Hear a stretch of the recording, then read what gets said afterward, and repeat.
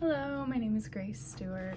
This is my assignment for week 2 of POS 500.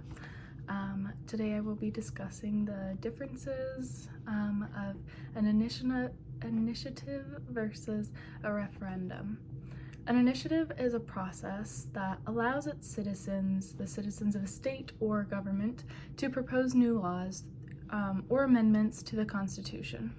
If enough voters support the proposal through a petition, it can be placed on the ballot for public vote.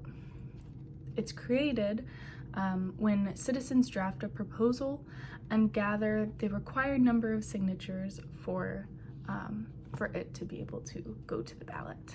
After that, it can be placed on the ballot, which is similar to a referendum. A referendum, though, is a process that allows citizens to approve or reject a proposed law, but those are mostly made by government officials. It can either be required by law for voters to vote on said subject, or it can be optional, which would be triggered by a petition. Referendums are when the government or legislature refers a law or amendment to the public for their vote and opinion. These are both very heavily used in direct democracies because they give more power to the people of the state or government. In this example, it's primarily the Arizona government. The United States government does not do this. I live in Seattle, Washington. We have a similar system where individual counties can recommend or go for a petition for a new law or policy. It will then be sent to our state's and city's board. After that, it would be voted on by the public in our next election season. In kind of a short compare and contrast, initiatives start with the citizens, while referendums start with the government or legislature.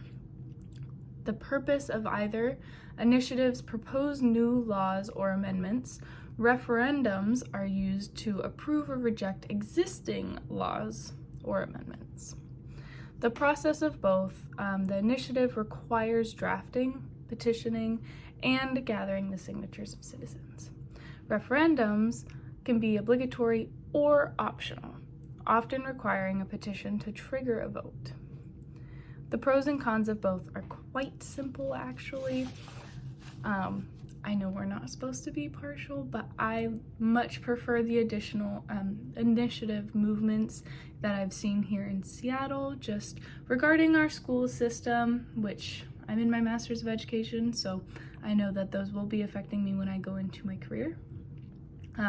The pros and cons of initiatives. The pros: empower citizens to propose changes directly, and they allow citizens to address issues that were not prioritized by the legislature.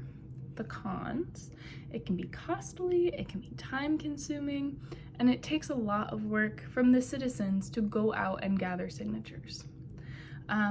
It also has the risk of being poorly written because if there is no legislative backing, it is just written by us normal people, not those with the higher knowledge of what is or isn't required when drafting a new petition. For referendums, the pros are it provides a check on legislative decisions, and it also enhances public engagement. With this pro of referendums, it allows so when citizens see something wrong with a existing or proposed legal form or a new law or a new amendment, they can vote and petition to not pass that. The cons of referendums, though, are that they can lead to the oversimplification of issues. So if it's a more severe issue, it could just be reined back because the citizens are not comfortable voting or having those new complex laws in place. It also has the potential for misinformation and manipulation. If those political leaders choose to misinform or manipulate their followers, the followers then as citizens in a direct democracy, can vote a specific way. Initiatives and referendums are so important when it comes down to a direct democracy because it gives the people a direct say in what laws and amendments will be in place in their state, county, and in some cases countries. They allow citizens to feel empowered as voters, and they influence the government more directly. Again, as I said, I am partial, but I see the pros and cons to both. Again, my name is Grace Stewart. Thank you so much for watching.